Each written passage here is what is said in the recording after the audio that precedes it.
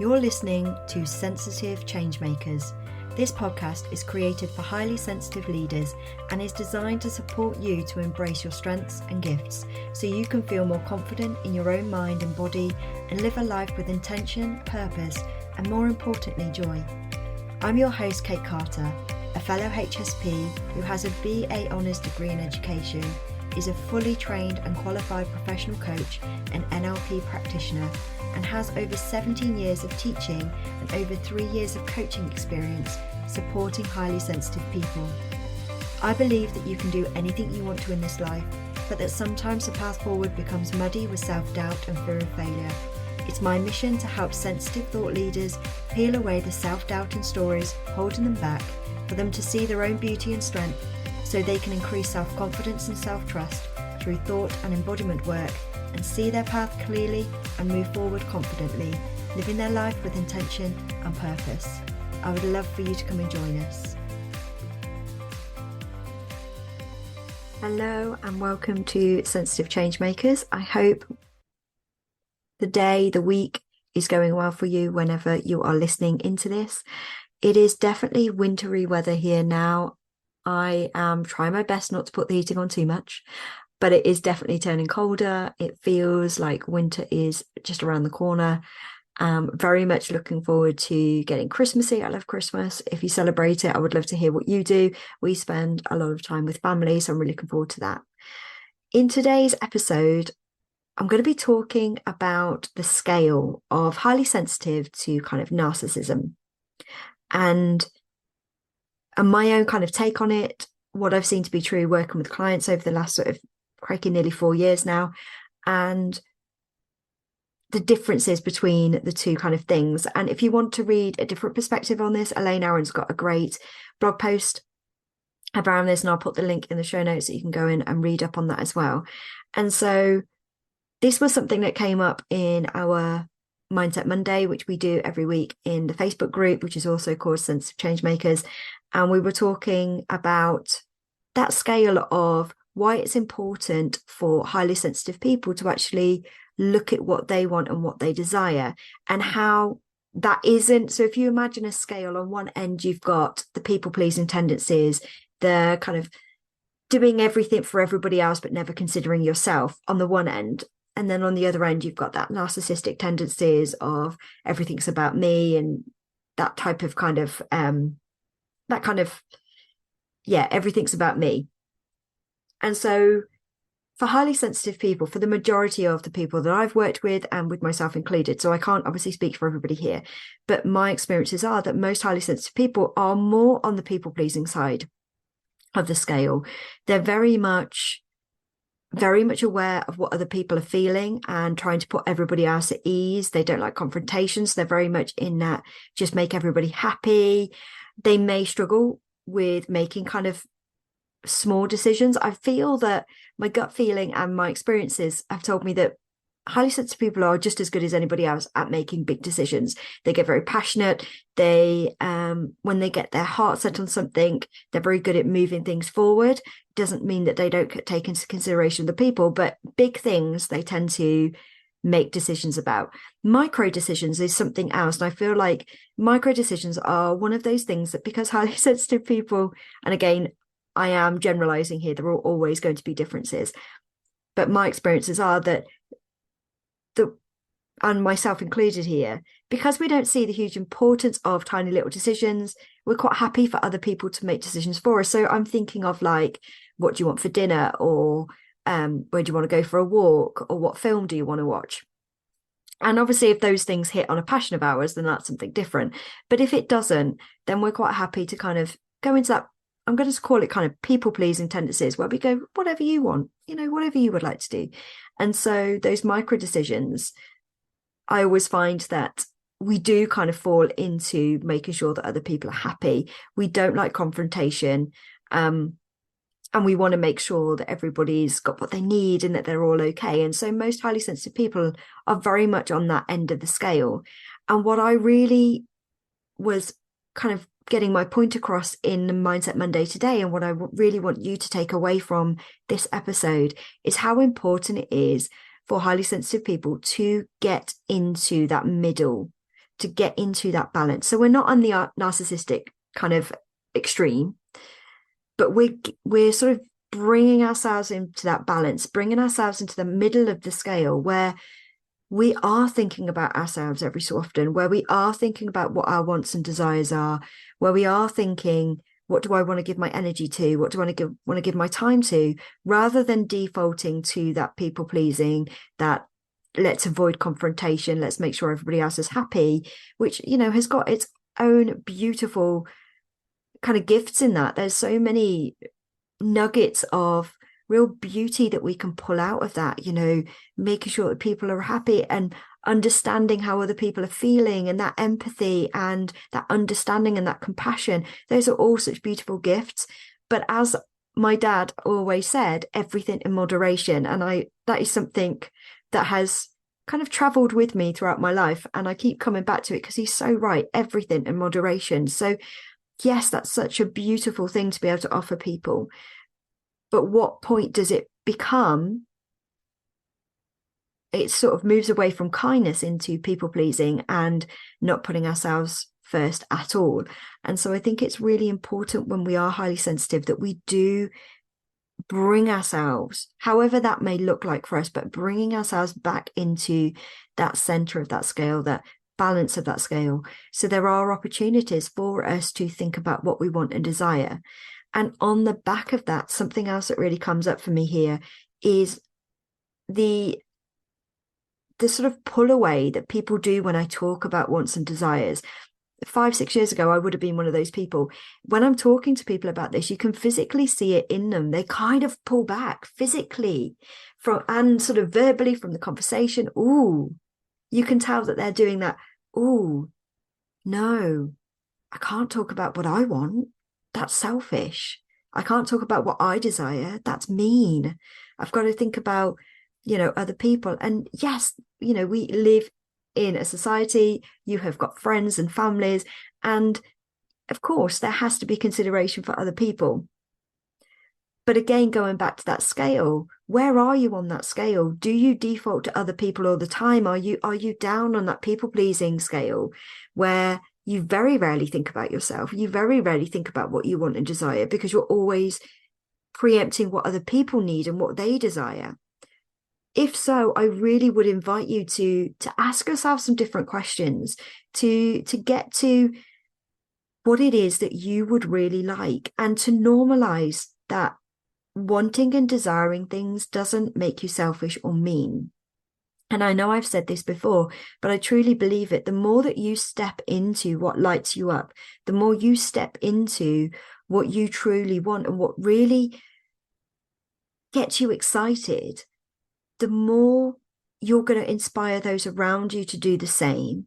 And the more energy you will have, because those things are lighting you up, they're energizing you. You've got more energy to do that.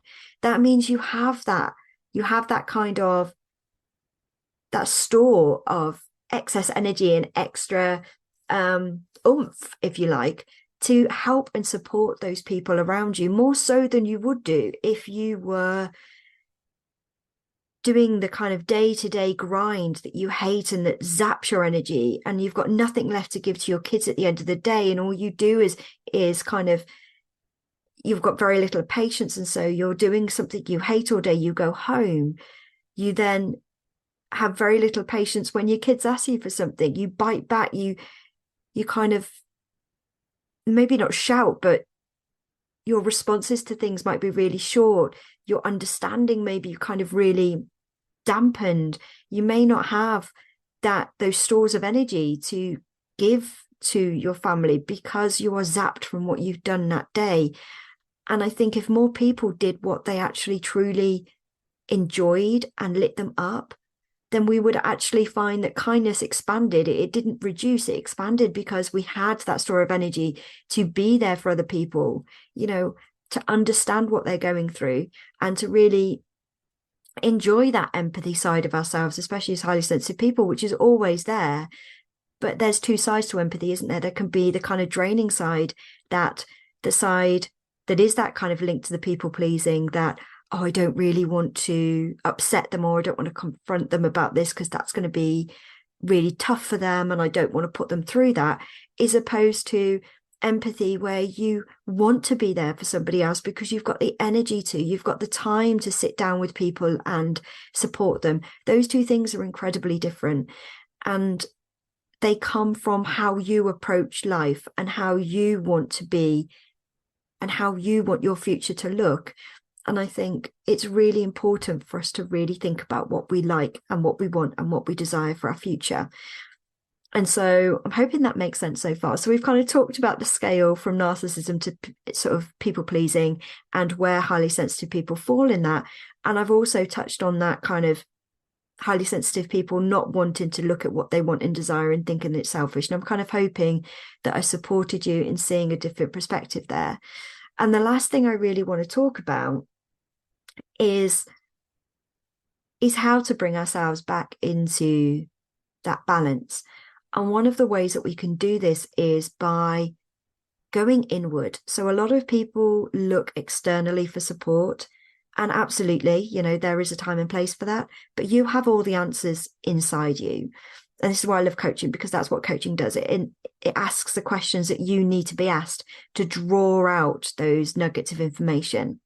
And so I really want to invite you to turn inward and to, first of all, look at the inner dialogue that's going on inside your head. Everybody has an inner dialogue. It's one of the most important conversations, relationships you will ever have is with yourself, because your inner dialogue, your thoughts, they then have an impact on your emotions and how you're feeling. They impact your behaviors. They impact on your actions you're taking or the actions you're not taking.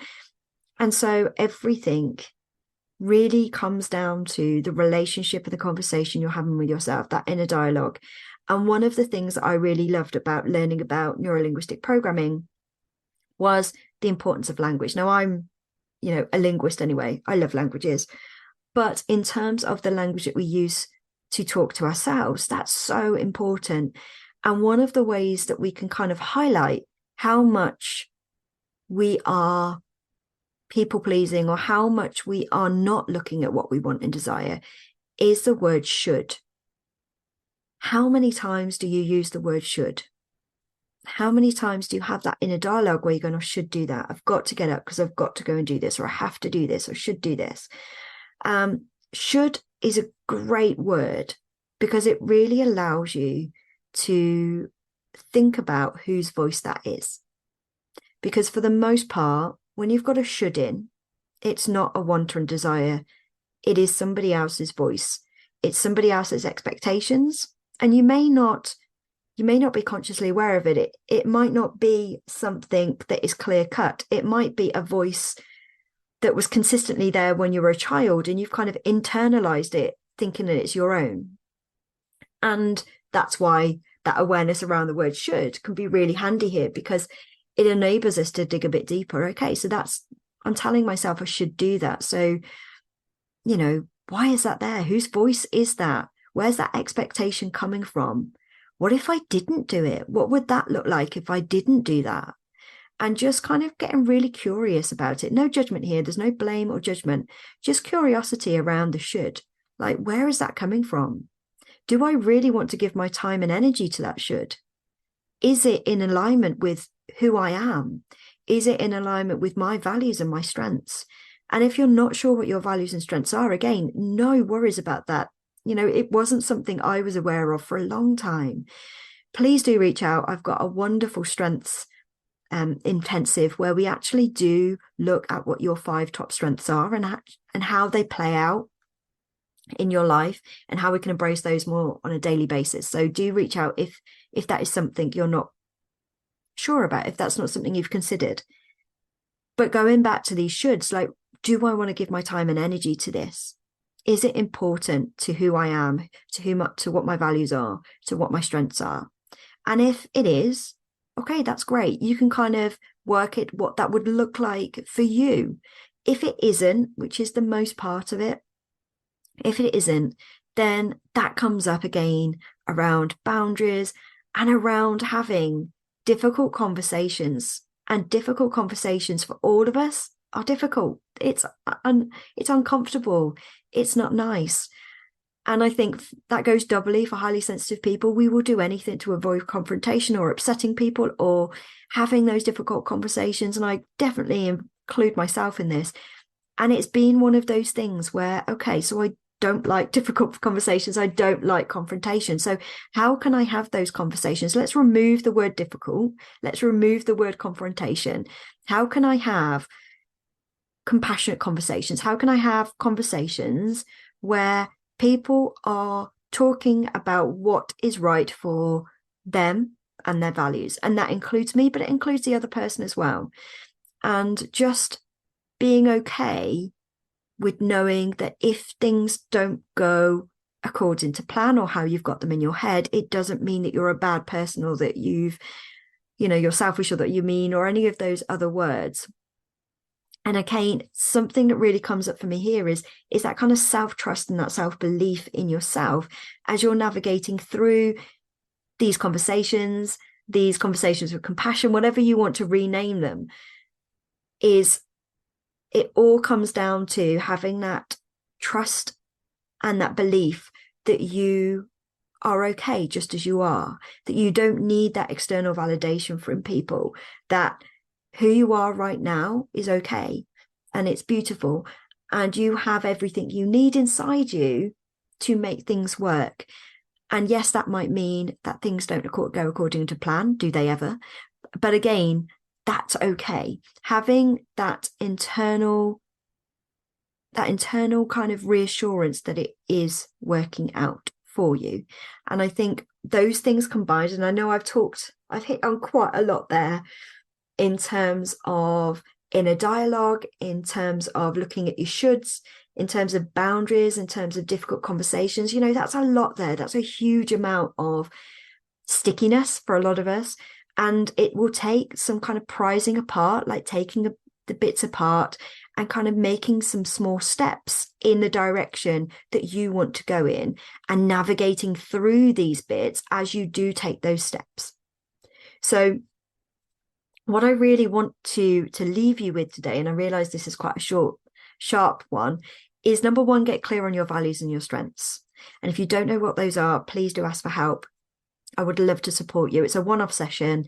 Get in touch for prices and things like that. It's quite reasonable. So if you want that, please do ask. And once you've got your values and strengths in place and you can use that as kind of a foundation in thinking about, okay, I know these are my values and my strengths. What do I really want in life?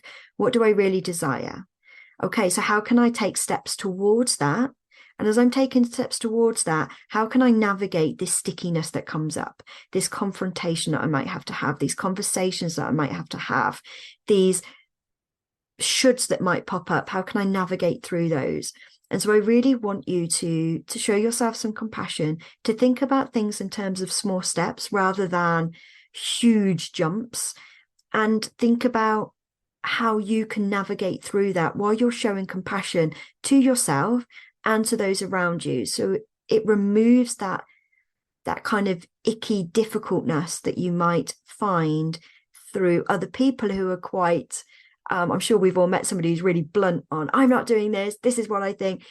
And for most of us listening to this, we're not those kinds of people. We are more of the, this is what I think, but I'm not sure. Are you okay with this? What would you like? There's a huge amount of that within all of us. And as I said before, that is beautiful. But what I really want to encourage you today is to think about your wants and your desires and how you can take those small steps, navigate through what might be sticky for you while showing yourself and other people compassion. And so let me know what comes up for you. Like I said, I know that I've gone over a huge amount there, and I could probably spend an episode on each individual strand. Maybe I'll do that. If that's something you would like to do, let me know. But I'm hoping that kind of makes sense.